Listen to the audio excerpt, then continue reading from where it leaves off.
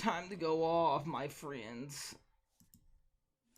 And the cycle of life is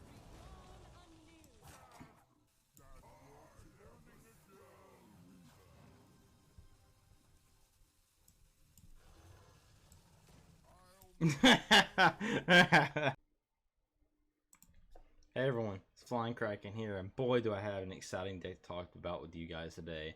This deck is a post-nerf Celestial Alignment Druid deck that has taken me to top 100 Legend from top 250 to climbed all the way up to 100 and have continued to play in top 100 Legend. It's kept me there, it's winning, it's doing great. And I think you guys should try it out. It's very fun. It's a very dynamic deck. It does a lot of really crazy turns, and I think it's just a blast to play. It makes all the highlight reel. And yeah, so let's talk about the deck some. So first, how did the deck change from the last decks? Well, the deck hasn't really changed from Celestial Alignment before the nerfs. In a lot of the deck, is still the same with like Innervates and Wild Growth, Nourish, all your usual Druid cards. Except for Miracle Growth. Miracle Growth got changed to 8 mana, which has slowed it down a little bit, but still card is still nutty. 8 mana is probably where it should have been originally. Card is very powerful. Your Earthen Scales Miracle Growth turns are a little bit slower. You can no longer just naturally play out off Wild Heart Guff or Nourish if you curve ramp perfectly. But that's fine. You can still do it a lot of times with Innervate. That happens a lot more often than you would think. The other one is Kazakusan, which is now changed to Battlecry. If you played for other dragons in this game, you craft a custom deck of treasures. Before, if you had any dragons in your deck or no minions in your deck, you do it. So it plays about the same still just the same power level. You just have to go through an extra step, which is you have to play 4 dragons. We play 4 exact dragons in our deck. Yes, that may not sound crazy that you have to play all 4 dragons to activate Kazakusan, but it's fine. You draw so much in this deck, which is Celestial Alignment. You play them all. The 2 new dragons in the deck are Alexstrasza the Lifebinder, which is incredibly good for pushing damage versus slower decks, and incredibly good at keeping you alive versus faster decks when you have stabilized a little bit. We were already playing an entire Druid deck based around this card. Really strong, easy include. The last dragon was Amalgam of the Deep. It's a little bit, it was a hard decision. We tried out Twilight Drake, we tried out Azura Drake, not very good in the deck. The one that creates rushes at 5 mana, not very good in the deck. Amalgam of Deep is flexible. It creates an early game mini. You can just play on 2 if you need to. In the late game, you can create some extra value. You know, before you Celestial Alignment, if you have 10 mana, you can just use it on one of your dragons on the battlefield, including Whelps. And you can get a dragon in Celestial Alignment. So bam, your new big dragon is now 1 mana. Lots of ways doing that. You don't really need any more dragons, and frankly, because too many people are trying to force Kazakusan as the main win condition of this deck, you don't really need it to be your main win condition of this deck. It's only in here for Warrior and Paladin, because those decks have enough removal to keep your board clear of a bunch of 8/8s. But other than that, you don't really need it. So you only need to play 4 other dragons. That's fine. The other tech card in the deck is Spammy Arcanist. This is for the other half of the decks out there, the aggressive decks like Demon Hunter, which is the highest win rate deck at around where I'm playing at High Legend, and I think it's probably one of the highest ranking win rate decks in the meta so far. Deck didn't get anything nerfed from it. It's incredibly powerful, but they curve out 1, 2, 3 a lot. I take that back. They did get Pufferfist nerfed from it, but it's not a Demon Hunter card. And now they go 1, 2, 3 a lot with their, their curve. You can just Spammy Arcanist and kill everything. I've seen some people play Doomsayers. I'm kind of really against Doomsayers because Doomsayers are only good on turn 2. Now, granted, they are very good on turn 2 versus these decks. It requires a lot of manpower from them to kill it on turn 2. But once you start getting past turn 2, Doomsayer gets drastically worse and falls off a cliff, and how good it is. And I don't recommend playing a card like that. Spammy Arcanist is very, very good. Even a little bit later if they rebuild their board. If you rebuild your board versus Doomsayer decks, they're just going to kill Doomsayer because now they can kill Doomsayer. So I don't recommend playing Doomsayer. Play Spammy. It's great. Now, so let's talk about some little bitty things you need to know about the deck before we get into Mulligan Guide. Celestial Alignment. Don't just play this card on 8 every game. Take a step back, look at what you need to do, and figure out if this is the best time to play Celestial Alignment. Now, versus slower decks like Control decks like Warrior, you're going to play this on 8 a lot of times because you haven't been playing a lot of cards, you've been ramping a lot. You can play this on 8. They may play a big thing or whatever, but a lot of their stuff is reactive anyway, so you can just play this card and then go off next turn. Versus other aggro decks, you probably want to, maybe wait till you stabilize a little bit. Don't just play this card unless you absolutely taking the risk that they won't kill you next turn. You can play this card. And in the Druid Mirror, you try not to play this first, honestly. A lot of times in the Druid Mirror, you don't want to play this card because now that, like, before this new set, like, if you're playing a Celestial deck, they had Overgrowth or whatever, but now every deck's having to play Nourish, so if you play this, they might have a Nourish and combo back off on you, and that's not something you want. So be careful when using Celestial Alignment. Now, for a Mulligan Guide is pretty simple. You mull for ramp always, and you always keep spamming Arcanist versus Demon Hunter. That is your Mulligan Guide, mull for ramp and spamming Arcanist. The only cards that if you feel like you want to test something out, that you want to try something out, you can keep Aquatic Form. Sometimes it will help out your curve, but I think it kind of just stays in your hand and you're looking for just ramp in general. And you do keep Jerry Rig Carpenter in your hand. If you get it, we only play 1. It's very good on 2. I wish I could play 2. I might try to make room for 2, but I just don't see where we do that. And that's about it. The rest of the deck, you just kind of naturally draw and you look for it. Just remember that once you Celestial Alignment, if whether you have Anaconda or not, if you have Anaconda, you're going off. You're just playing everything. Be wary that post alignment you are trying to use Nourish for mana a lot of the times, and you get draw through Miracle Growth and Moonlit Guidancing for Miracle Growth. Like, you're just trying more copies of Miracle Growth. If you can Moonlit Guidance Miracle Growth multiple times maybe and get a bunch of minions, because it's not just draw, it's a minion, and this deck can be minion line at times, so it's a threat. Also remember with Social Alignment, Giants are free. Naga Giant is free. It's a good tempo play. It gives you something on the board the turn you place Alignment. You play these more freely now. You do not have a loon, so you're not trying to set some combo play. But that's the deck guide. And I really, really appreciate the support, guys. It's been an awesome time growing with you as a community. But if you really like the content I'm producing, you really like the streams I'm making, all that kind of stuff, the deck techs, everything, I appreciate if you click that like button, hit that subscribe button, and let's get into some gameplay. Happy diving, guys. Oh goodness, we start the we start the first day off versus not only Demon Hunter but it's rank 69. I think in this matchup is always rough. As much as everything is good, it's not good right now. It's the kind of a card you want to draw. Spamming Arcanist is in the deck only for this matchup, so you really need to keep it versus DH. Not necessarily a good hand. We're hoping to find something with Moonlit Guidance. Honestly, might play Amalgam of Deep on 2 just to play something. Ooh, but with the Nourish draw, we actually might just Moonlit Guidance to get that lucky Wild Growth draw here. We do get the Wild Growth. Look at that. I didn't even really look at anything else because we were going to get Wild Growth no matter what if it came up. What's up, Austin? How you doing? Top 25 run follow for sure. So about this matchup, you're going to take some damage early on. It's kind of something you can't avoid. But this is their best start, and this beats their best start usually, where at least holds them off for a little bit. So we'll Wall Growth here. We're going to be able to spam me next turn, so our hope is that maybe they coin out. No, they already coined something out, so our main goal is for them to play as many things as possible.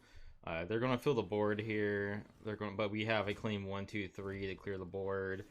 We're going to go down to about 19 probably. Outside of that, the rest of the hand's kind of a meh hand. We will probably just ramp next turn. Or I mean, we might just play Lady and Kandra, who knows. Lady and Kandra is just kind of a big body that we can play. The only problem with it, but we still want to ramp though, is the problem, so. And Lady and Kandra could be good, like, on the, not this turn, but next turn. Pupper Fist. So he'll just go face here, he'll deal 1 damage to me, and then 1 damage more from Pupper Fist. Okay, well, that was kind of the perfect draw. We don't really have anything else to do. It's not like we're winning this by playing too passive. So, we actually don't want to play this because if we do hit something like Earthen Scales off our Miracle Growth next turn, we do want to make it as big as possible to get that limit armor as possible. This is another turn of taking damage. He's going to take turn to fill the board back up probably. This actually is not as bad as it could have been. He only has 3 cards in hand. He does have a board. We're going to take some more damage here, obviously. Go down to 13. So we're going to Wild Growth here. We can Aquatic Form for the Earthen Scales. We don't get it.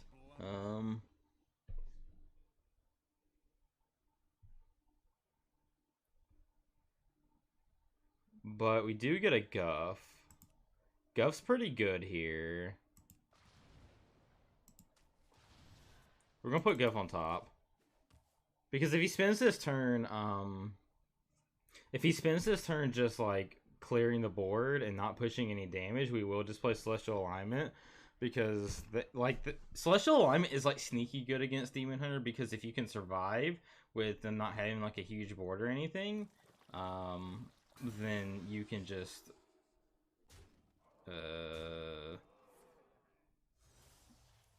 okay, like here, like it's not good here, but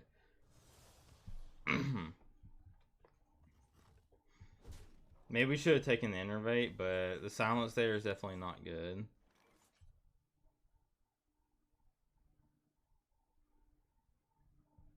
I mean, we're gonna play to our outs here. We know the bottom 3 is not Earthen Scales, so we need to find the Earthen Scales here. We do find the Earthen Scales and the Alexstrasza. Alexstrasza is very, very good.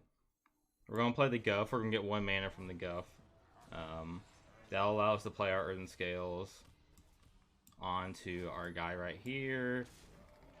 He silenced everything, so this thing no longer does things, so we kill the biggest thing. And now we just try to win the board back. Drekthar. Drekthar. He's gonna get a wild board, you know.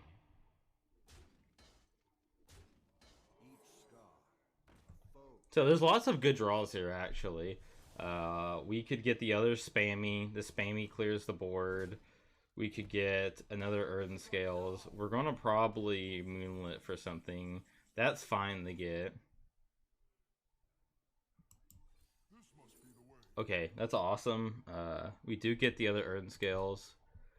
That makes me feel a lot better about what we're doing.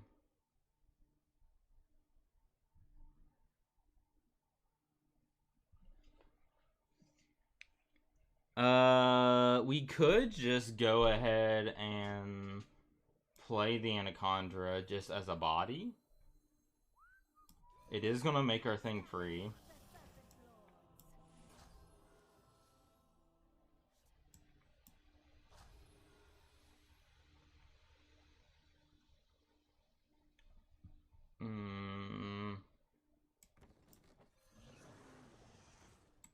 No, we don't have a dragon or anything, so this is not that necessarily that good.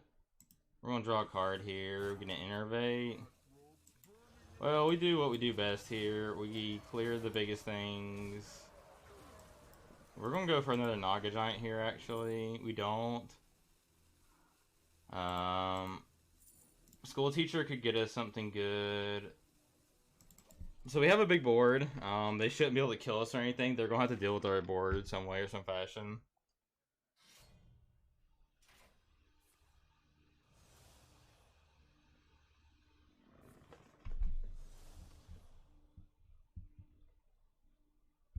He's definitely trading, so that leaves us with a very good inclination that he's probably just doing some things here. Which him trading is always good for us. We don't really care about that. We're winning the late game anyway. If he runs out of resources, we just Celestial Alignment. We win that battle probably. It actually goes phase, so he can't actually clear things.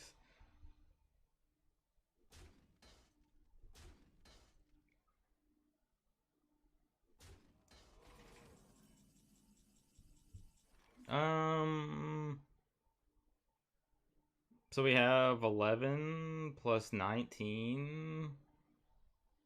I mean, we can do this first and see what happens. That's actually lethal, right? 5, 13, 21. And the cycle of life is reborn anew. Oh, look at that. First game of the day, we beat rank 69 Demon Hunter. That was a really good game, too.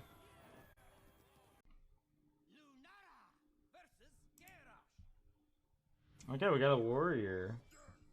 Beware the turning tides. We'll keep the 1 wild growth. We don't usually keep 2 wild growths just because, like, you have better ramp in your deck.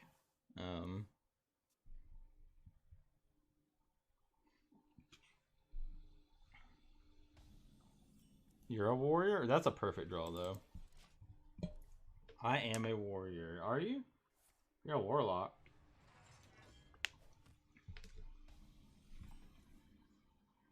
You gotta be scrappy with scraps.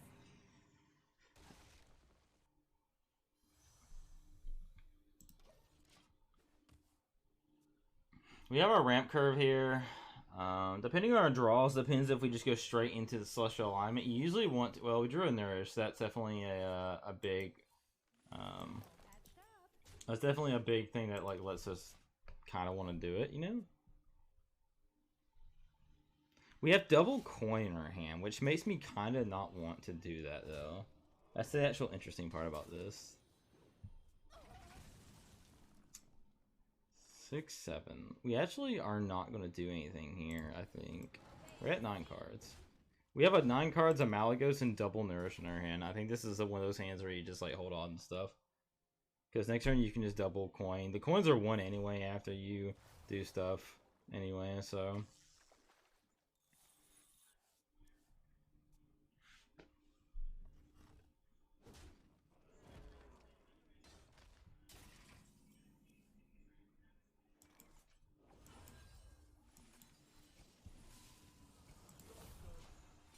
Okay, we have a really good hand for this. Hopefully it doesn't play something like Mutanus, but even with Mutanus we still have a draw card, so...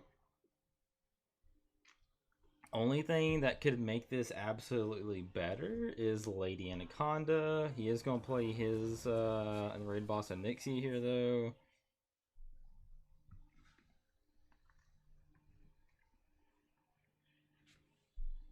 That's fine. We can deal with that.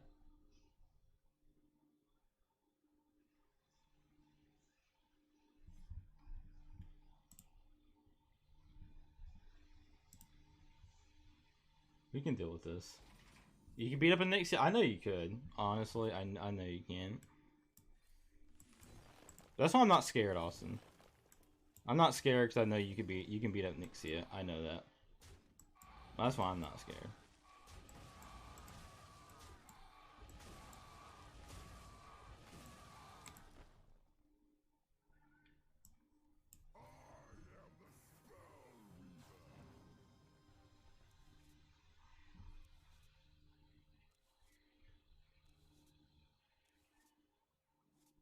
And the cycle of life is reborn anew.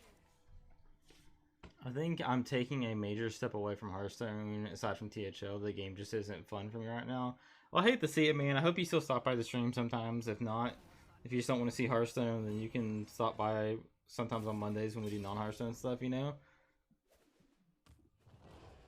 Have you seen those pythons, dude? I know you have some pythons on you, dude.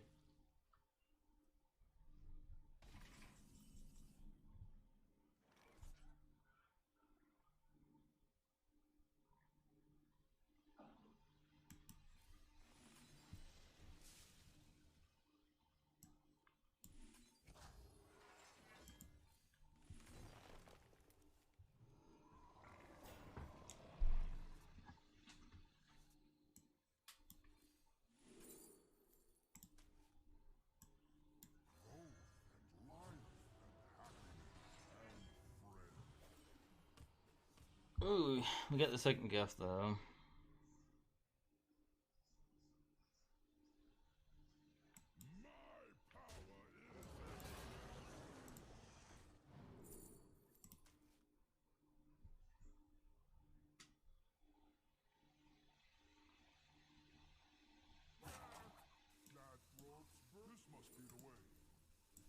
None can stand against the Serpent Lords.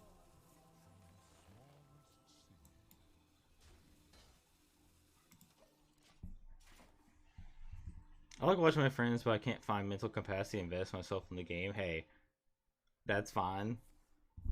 You know, I actually respect people who make that decision more than people, or like people who realize they're just not having fun with the game. And I just like really respect people who decide to like, hey, I'm doing this for my own health kind of thing. You know, people who decide that their health is more important than other things. You know, that's a really big step forward. None can stand against the Serpent Lords.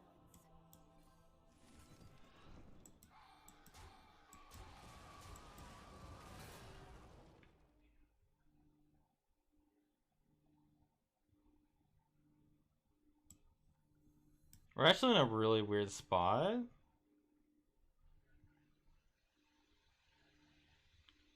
Oof.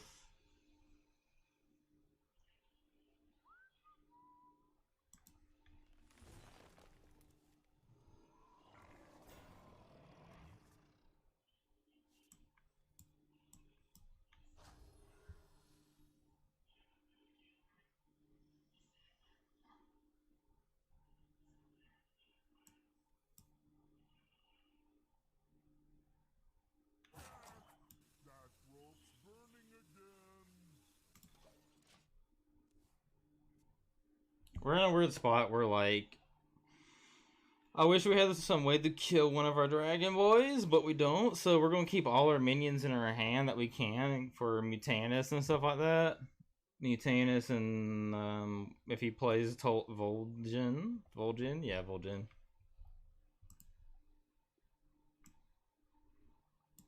Come on, come on, come on.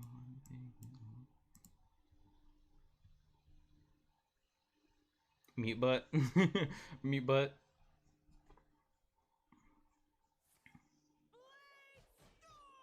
Okay. Yeah, here it is. No, oh, never mind. Okay, I was about to say, he's still got 1 mana left, so.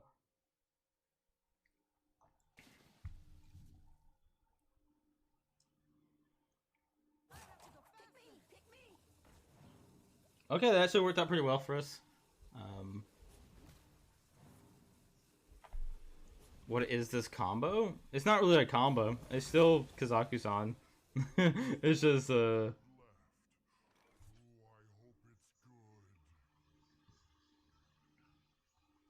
why did he kill everything he had? That's so annoying.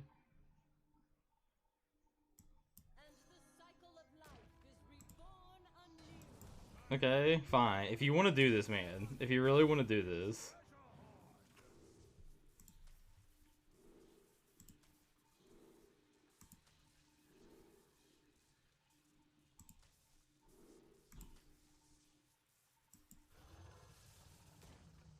If this is what the guy wants to do, I guess. The warrior? I mean, he's just control warrior. He's just control warrior, probably with Kazakusan as the last card or something.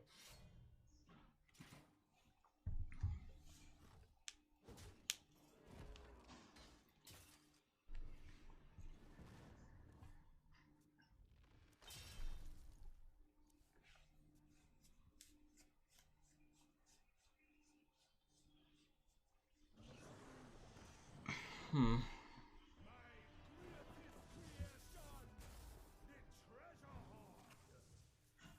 We didn't. I mean, we didn't play our celestial, so that's unfortunate. But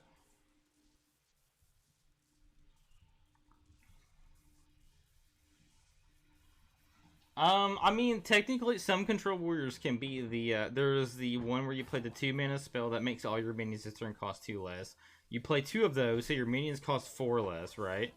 Um, and then you play. Then you play. And then you play the one with Rush, the Warrior Legendary with Rush, and then you copy it, and then you give it both Double Strike or whatever. There's that combo or whatever, you know.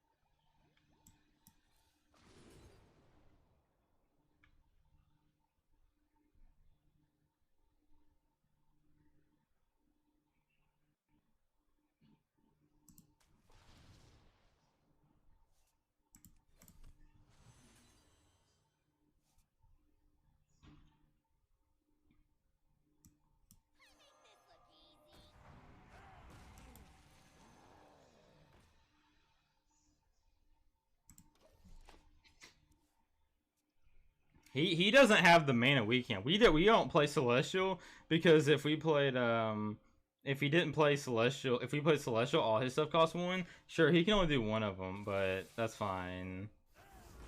But he can only do 1 at a time anyway, right? So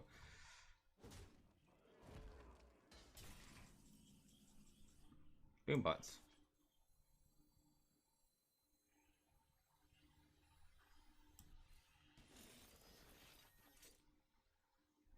Like the disadvantage that he has is that we have like we have a ton of mana and he doesn't, right? So so like he's over here playing his 1 cards per turn or whatever. He already used one of his silence and kills. So if he doesn't have the other silence and kills, then he will just then he'll just probably die here. Because he can't, like, kill one of ours. If he kills one of our guys and doesn't kill the rest, like, he tries to, like, armor out, then we can, like, attack and play, like, spammy, and then just bombard him, you know?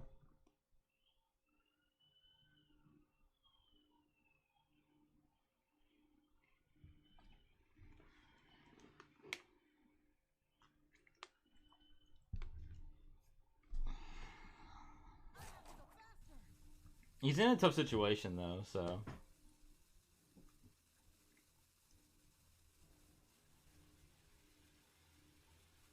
Who's spectating me now? Superior David. Superior D. The D himself. This man has decided that we're gonna die. This man has given up hope.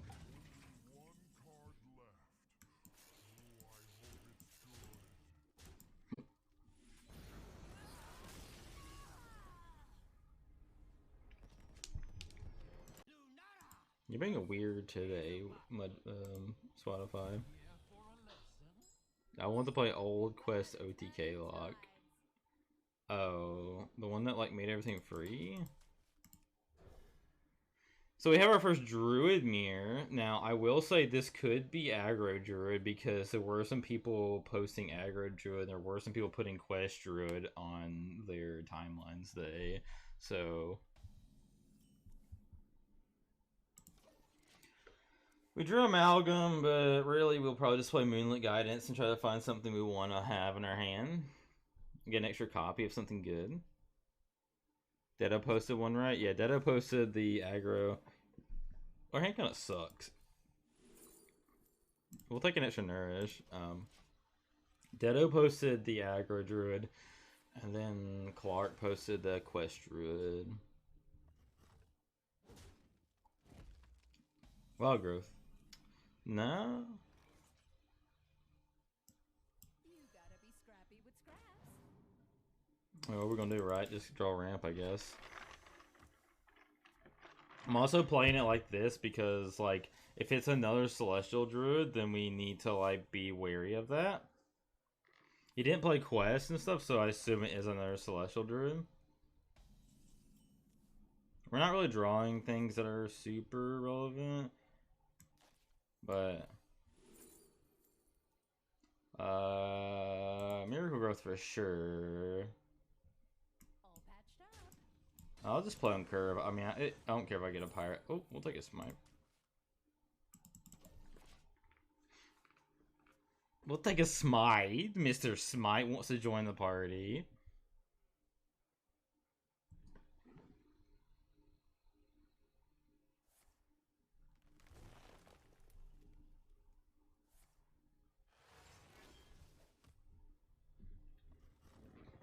What you want, Austin?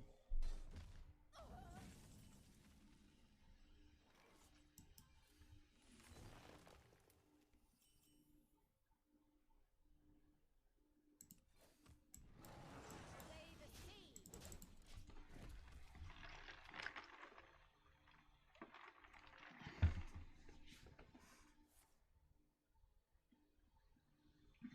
What's he looking for here?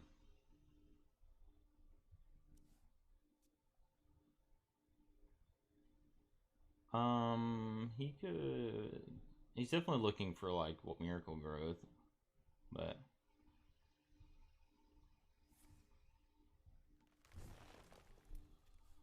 Sabaton song. I could have expected that.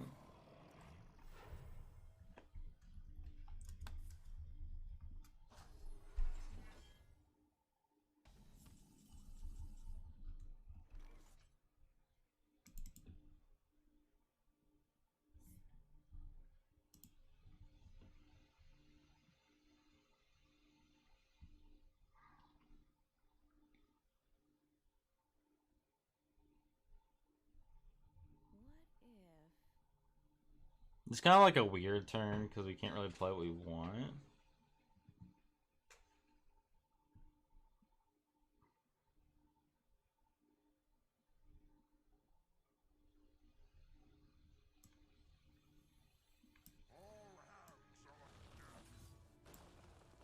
Seven.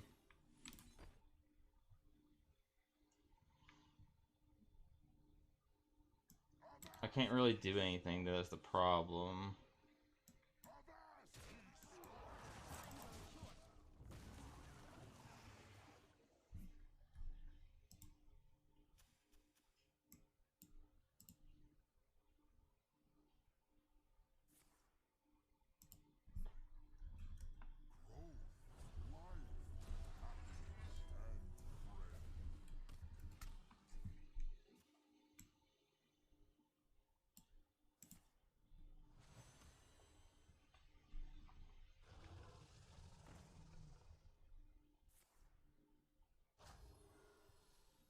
Apparently there was a thermoplastic felt that some cosplayer used for to make things, make the horns a lot easier to do. Oh, okay, that'd be cool.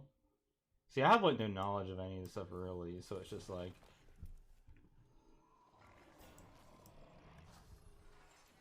we haven't really drawn some things that we want, but oh yeah, you see that they casted Dahlia for the new Percy Jackson show? I did not. Is this like the non? Is this like the non-Kazakusan version? Oh my! Is this the giant version? Okay, okay, I'm actually down. We're about to go off. Okay.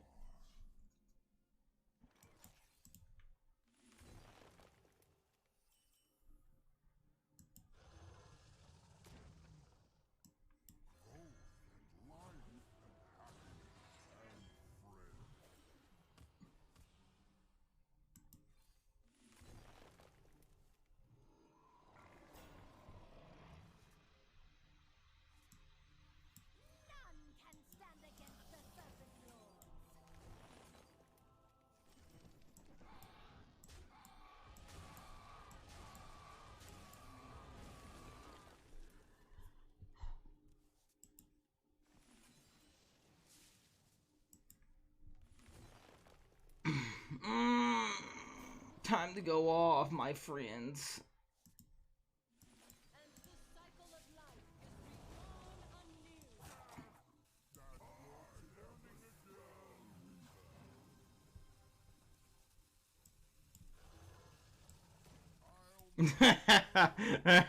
anew.